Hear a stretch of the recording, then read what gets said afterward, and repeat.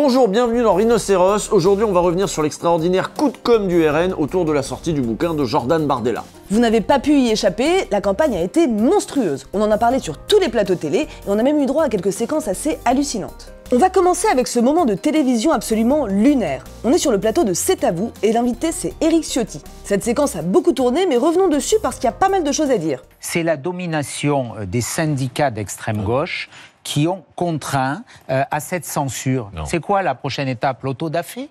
On va brûler les livres. Ciotti dénonce une censure. De quoi il parle là? Il parle de l'annulation de la campagne de publicité dans les gares pour le bouquin de Bardella. En effet, la régie publicitaire a considéré que cette campagne enfreignait une règle clairement établie jusque-là. Cette règle est simple, les campagnes de promotion pour un chef de parti politique ou pour un élu en cours de mandat sont tout simplement interdites. Et c'est ce que va rappeler Anne-Elisabeth Lemoine. La publicité serait interdite par la régie publicitaire de la SNCF et la RATP qui applique à Jordan Bardella Vous en êtes comme sûr? à tous les autres auteurs. Oui. Vous en êtes sûr que ça aurait été interdit aux autres? Pour contourner cette règle, Fayard avait réservé les panneaux d'affichage sans préciser que c'était pour le bouquin de Bardella. Le scandale que dénonce Éric Ciotti semble avoir été créé de toutes pièces par la maison d'édition désormais possédée par Vincent Bolloré. Et sur le plateau, personne n'est dupe. C'est interdit dans les conditions générales de vente de médias transport. La Jordan Bardella s'assurait un scandale. Que ça, c'est un argument pour pas assumer un choix politique que je conteste, que je condamne. Mais pour Ciotti, tout ça, c'est un complot contre Jordan Bardella, organisé par l'extrême gauche et ses puissants syndicats qui, en fait, contrôlent ce pays wokiste. Je crois que vous êtes assez loin de la réalité. Non, je crois la que c'est réalité, vous. c'est une règle qui est appliquée à Jordan Bardella. J'ai eu tous les acteurs de cette histoire hier et je vous assure que vous êtes loin de la réalité. Je crois que c'est vous qui êtes à côté de la réalité. Il y a ce diktat des syndicats d'extrême gauche. Éric Ciotti conteste jusqu'à l'existence de cette règle de la régie publicitaire qui s'appliquait pourtant bien avant la sortie du bouquin de Bardella. Et là, le dialogue avec Patrick Cohen devient tout simplement impossible. Beaucoup de violence. C'est pas une règle qui a été inventée pour Jordan Bardella, monsieur Ciotti. Ça vous en convenez? Je le crois. Je crois, voilà. Je crois que c'est une décision ad nominem. Mais non, elle existait, elle était... Ad nominem. Prouvez-le. Vous aussi prouvez le contraire. Voilà. Les faits le prouvent. Article 8 des conditions générales de vente des contrats de médias transport. Prouvez le contraire. Moi, je viens de vous dire, je vous prouve que c'est une règle. Il y a eu cette pression de ces syndicats d'extrême gauche. Ah mais c'est fou! Éric Ciotti ment, il sait qu'il ment, il n'a plus aucun argument, mais il ne va pas lâcher un pouce de terrain. Mais forcément, là, c'est déconcertant. Il peut faire quoi, Patrick Cohen, face à ça? Que peut encore le journalisme face à tant de cynisme? En plus, Ciotti, il a l'air content de lui, il a pas l'air gêné. Défendre cette interdiction, quand on est attaché dans les conditions de vente de l'entreprise, monsieur Ciotti, quand on est attaché à la liberté, est-ce que vous pouvez m'entendre? Moi, ça me choque. C'est inscrit dans les conditions de contractuelles. Ça vous choque pas?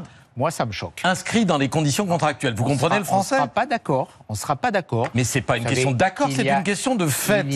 Est-ce qu'on peut se mettre d'accord sur un fait? Il y a des marges d'interprétation. Cette séquence, évidemment, elle a suscité beaucoup de réactions, souvent atterrées. Est-ce qu'on est en train d'assister en France à une Trumpisation de notre personnel politique? Est-ce qu'on en est là? Ça y est, c'est bon, ils en ont plus rien à foutre? Non mais en plus, le parallèle avec Trump sur cette séquence, là, il est évident. Ciotti dit clairement, vous avez vos faits, moi, j'ai mes faits alternatifs à moi, et qu'est-ce que vous allez faire? La notion de fait alternatif, on la doit à Kellyanne Conway, une conseillère de Trump qui, un peu comme Ciotti, s'était faite coincer par un journaliste à propos d'un mensonge évident du clan trumpiste. Conway avait alors répondu que son collègue porte-parole de la Maison-Blanche, Sean Spicer, n'avait pas menti, il avait fourni des faits alternatifs. Alors, est-ce qu'on en est là en France? C'est la question qu'on va se poser aujourd'hui, à l'heure où le RN monte de toutes pièces des campagnes manifestement mensongères. À l'heure aussi où le parti de Marine Le Pen est inquiété dans un grand procès, celui des assistants parlementaires, dans cette affaire, les faits sont accablants. Tous ces gens vont devoir mentir. Face aux juges, mais aussi face aux journalistes. C'est un moment décisif pour Le Pen, pour Bardella, mais aussi pour la presse française qui va devoir couvrir tout ça, qui va devoir trouver comment réagir face à tous ces mensonges, comment parler de ça, comment résister au rouleau compresseur de l'extrême droite française. Une extrême droite française qui pourrait être tentée de s'inspirer des méthodes, voire du style de l'extrême droite états-unienne, d'autant plus que ces méthodes ont fait leurs preuves. On peut apprécier ou pas la personnalité de Donald Trump.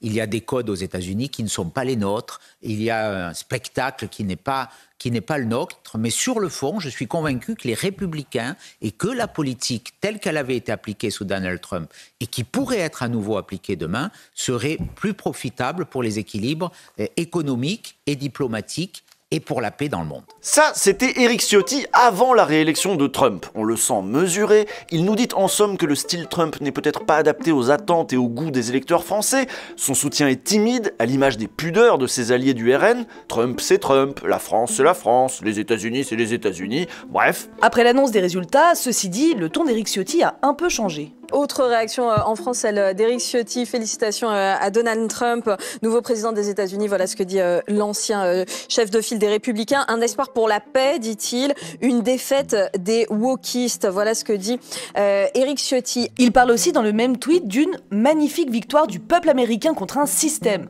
L'État profond n'est pas loin. La rhétorique complotiste de Trump semble inspirer l'ancien dirigeant des Républicains. Et cette rhétorique, on l'entendait déjà dans C'est à vous, face à Patrick Cohen, quand il s'entêtait à prétendre que Bardella avait été censuré par l'extrême gauche, quand il s'entêtait à défendre ses faits alternatifs. Il me semble en effet que nous sommes entrés dans ce que la philosophe Myriam Revaud-Delaune appelle l'ère de la post-vérité. Ce que nous voyons monter, c'est une indifférence à la vérité. Peu importe que ce qui est dit soit vrai ou faux, tout ce qui compte, c'est que ce soit efficace, que suffisamment de personnes aient envie d'y croire. C'est cette situation, je crois, que viennent rencontrer et amplifier les authentiques opérations de désinformation. C'est pour décrire les mensonges de l'administration Bush après le 11 septembre 2001 que l'expression post-vérité a été forgée.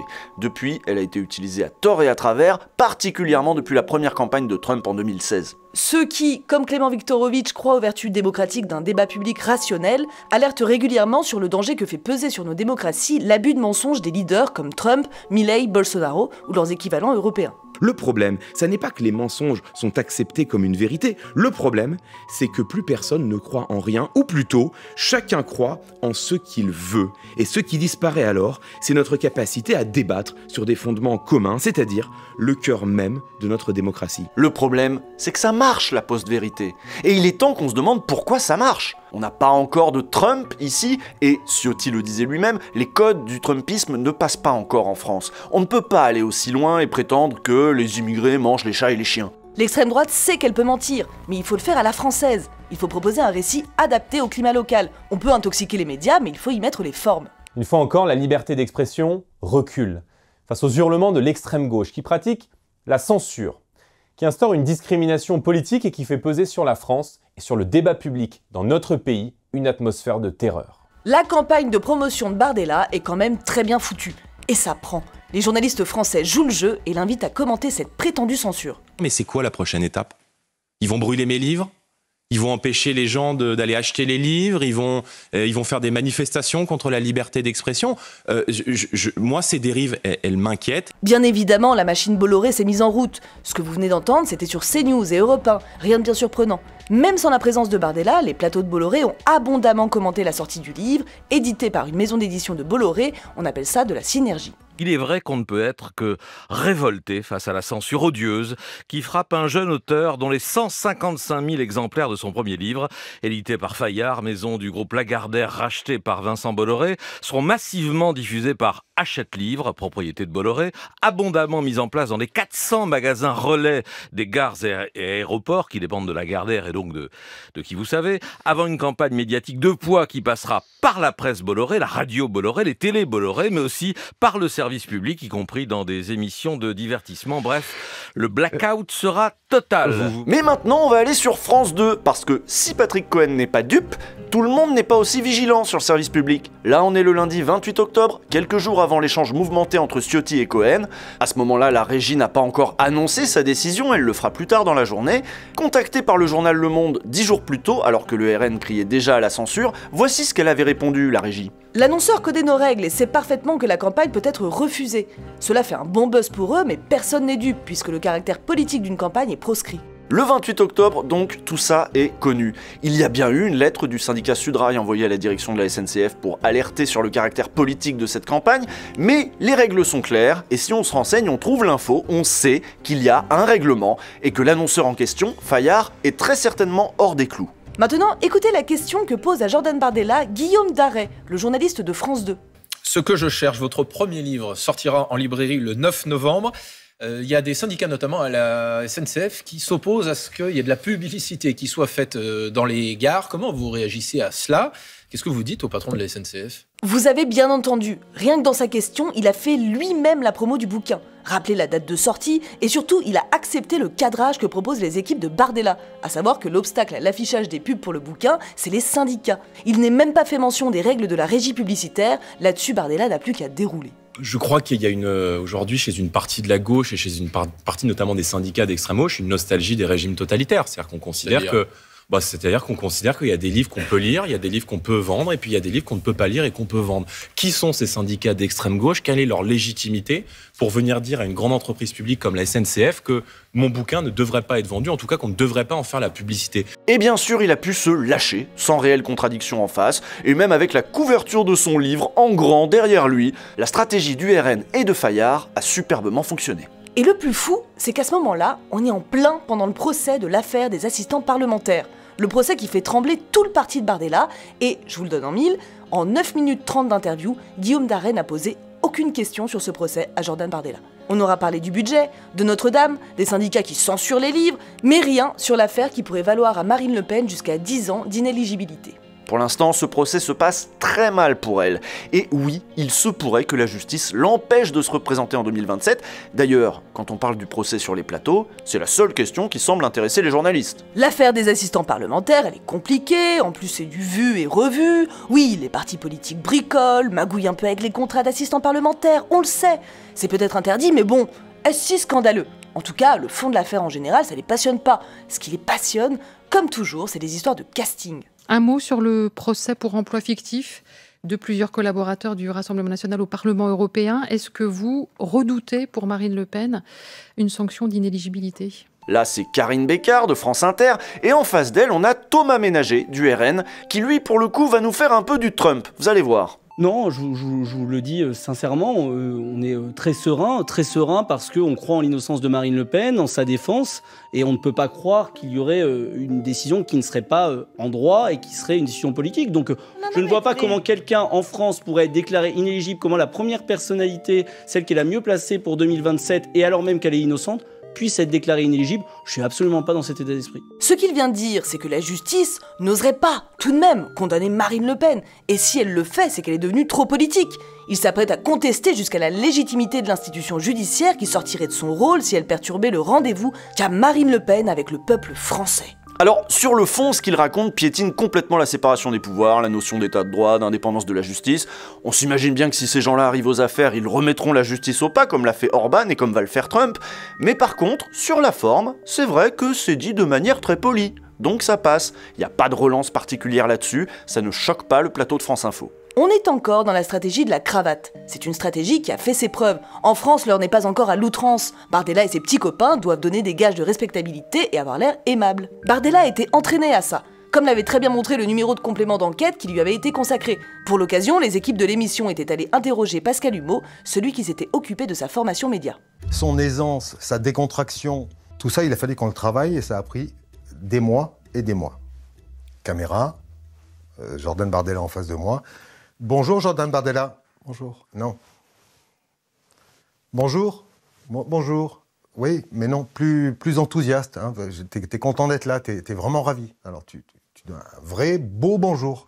Jordan Bardella, bonsoir. Bonsoir. Bonjour Jordan Bardella. Bonjour. Pour que, à minima, les gens qui a priori vous détestent se disent « pour un facho, il a l'air sympa ». Pour un facho, il a l'air sympa, c'est vrai. Un peu moins grotesque que Ciotti, moins effrayant que Jean-Marie Le Pen. C'est un identitaire, pas plus intelligent que les autres, mais il s'est déguisé en homme politique et tout le monde le prend au sérieux. Ça marche. Les grands médias prennent au sérieux ses histoires, ses intox sur la censure de son bouquin, on en a parlé. Mais ils commencent aussi à prendre au sérieux les polémiques montées de toutes pièces par l'extrême droite, et ça aussi, c'est inquiétant. Un fait qu'il faut tirer au clair, parce que ça a fait beaucoup de bruit depuis hier. Sur les images, on voit une de vos collègues insoumises, Farida Amrani, pour pas la citer, députée de l'Essonne, qui semble voter à la place d'un député absent, franchement, les images montrent qu'elle vote sur le clavier du rang derrière elle. Qu'est-ce qui s'est passé? Est-ce que vous confirmez que c'est bien ce qu'elle a fait? C'est une polémique qui est montée par l'extrême droite. Vous vérifierez la place... Non mais je vais vous le dire. Vous vérifierez la place de Farida Amrani dans l'hémicycle. Elle est normalement au dernier rang. Elle est à la place dans laquelle elle se retourne pour voter sur son bouton. Et elle est assise sur les images que vous n'avez pas montrées, mais à la place de Jean-Philippe Nilor, député des Outre-mer, qui n'était pas là à ce moment-là, elle est juste assise à cette place, elle se retourne et elle vote sur son bouton. Là aussi, on pourrait déplorer le fait que la journaliste n'a peut-être pas bien fait son travail, qu'il y a un problème de déontologie, mais on n'en est sans doute plus là. Et c'est ça qu'ont montré les 2 victoires de Trump. Parce que depuis qu'on parle de post-vérité, les médias ont tenté de réagir. Ils ont essayé de débunker de partout, tout le monde a créé sa petite rubrique de vérification pour démonter les fake news et en revenir aux faits, mais tout ça pourquoi ? Aux États-Unis, les électeurs de Trump savent qu'il a tendance à mentir. Parfois, ils le reconnaissent, sauf qu'ils s'en foutent. Le récit de Trump leur convient, c'est le fond qui les séduit, sa vision du monde. Et sa vision du monde, on la connaît, le sexisme, le racisme, le nationalisme, tout ça, ça marche. Peu importe que les Haïtiens de Springfield mangent ou pas des chats. D'ailleurs, tout le temps employé à débunker cette fake news, il n'est pas employé à contester le fond du projet de Trump, à parler de ses affaires, il n'est pas employé à parler d'autres choses. Trump a occupé le terrain, c'est tout ce qui compte. Comme Bardella a occupé le terrain avec la sortie de son bouquin et cette polémique créée de toutes pièces, mais ce qui devrait nous inquiéter, c'est que l'extrême droite ne se contente pas d'occuper le terrain, elle achète du terrain. Elon Musk a racheté Twitter et l'a transformé pour en faire un terrain favorable à la diffusion des idées de Trump. Pas seulement de ses fake news, mais de ses idées. Chez nous, Bolloré a investi dans la télé, les journaux, la radio, l'édition, et il a transformé aussi ces espaces pour en faire des espaces où la vérité, évidemment, ne compte plus. Et voilà, ça sert à rien de nous donner des chiffres. Bah oui, il va nous le dire. Il y a 5 personnes, non mais je vous le dis. Parce qu'il y a 5 personnes qui se sont fait recoller les oreilles. C'est le symbole en fait. Ils disent mais c'est le symbole évidemment. Exactement. Donc c'est pas la peine. Si c'est pour nous donner des chiffres, c'est pas la peine. Là, vous l'avez compris, ça parlait de l'aide médicale d'État et des étrangers qui abusent. Et il a raison, Hanouna, on s'en fout d'avoir les vrais chiffres. Ce qui compte, c'est qu'on parle des étrangers, qu'on parle d'immigration, d'islam et d'insécurité. Et ça, on peut le faire avec des vrais chiffres, avec des faux chiffres, c'est pas la question. Ça fait longtemps que c'est plus la question. Alors on fait quoi ? On fait quoi face au Trumpisme ? Et si c'était pas ça d'ailleurs le Trumpisme ? Le cœur du Trumpisme, c'est peut-être pas juste l'outrance et le mensonge, c'est pas ça qui marche. Ce qui a marché avec Trump, c'est que ces mensonges durant cette campagne, ils ont été abondamment boostés par le réseau social de Musk, qui a intoxiqué jusqu'aux journalistes eux-mêmes. Et ça aussi on le constate chez nous d'ailleurs. Ce qui a marché, c'est que quand Trump est arrivé en politique, il a trouvé Fox News, la chaîne très droitière du milliardaire Rupert Murdoch. Ce qui a marché, c'est que Trump a servi les intérêts des grandes fortunes et que les grandes fortunes ont compris l'intérêt qu'ils avaient à soutenir Trump. Mensonge ou pas mensonge, outrance ou pas outrance. Ce qu'on veut vous dire, c'est que pour qu'un Trump arrive au pouvoir, il faut qu'un certain nombre de conditions soient déjà réunies. Il faut que les grands capitalistes se disent qu'ils en sont au stade où ils ont besoin d'un Trump, où ils ont besoin de l'extrême droite pour que le pays se tienne tranquille et pour que les affaires fleurissent. L'extrême droite, c'est peut-être pas joli, mais ça calme tout le monde, et particulièrement la gauche. En France, il y a ceux qui se mettent à son service par conviction, comme Vincent Bolloré ou Pierre-Édouard Stérin, dont l'UMA nous a révélé cet été le plan Périclès. Un plan à 150 millions d'euros destiné à faire gagner l'extrême droite en France, et ce, dès les municipales de 2026, on en reparlera sans doute. Et puis, il y a les grandes fortunes, comme Bernard Arnault, beaucoup plus macroniste, mais qui par contre fera tout ce qui est en son pouvoir pour empêcher la gauche d'arriver aux affaires, comme nous le révélait le Nouvel Observateur il y a peu. Alors combien de temps il nous reste avant que Bernard Arnault ou Martin Bouygues ne finissent par se résoudre à soutenir franchement l'extrême droite, et ne mettent eux aussi tous leurs médias au service des campagnes de Bardella ou du prochain fasciste qui permettrait de repousser encore la victoire de la gauche. Il n'aura peut-être pas le style de Trump, il sera peut-être comme Bardella, plus poli, mieux coiffé, mais s'il arrive au pouvoir, il mènera les mêmes politiques. Et s'il y a bien une chose à retenir de cette campagne américaine, c'est qu'on peut débunker toutes les fake news une par une, ça ne sert à rien. Ce qu'il faut, c'est retirer les médias des mains des riches, c'est aussi simple que ça. Il faut démanteler les empires médiatiques bien sûr, mais sans doute qu'à terme, il va aussi falloir faire dégonfler les fortunes. Ce qu'on a vu aux États-Unis et ce qu'on va voir de manière encore plus grotesque dans les mois à venir, c'est ce qu'il advient d'une société quand on la laisse à ce point entre les griffes des capitalistes. On le sait depuis longtemps, face à la gauche, même molle, ils choisiront toujours le fasciste, même si c'est un bouffon grotesque. D'ailleurs, finalement, ça marche bien les bouffons grotesques. Et c'est sans doute ça qu'ils sont en train de se dire au Rassemblement National. Voilà. Bon, nous on se retrouve dimanche dans 2 semaines pour le prochain Rhinocéros. En attendant, n'hésitez pas à soutenir la presse qui résiste à l'extrême droite et qui refuse de lui servir la soupe. On parle de Blast, là, voilà, donné à Blast.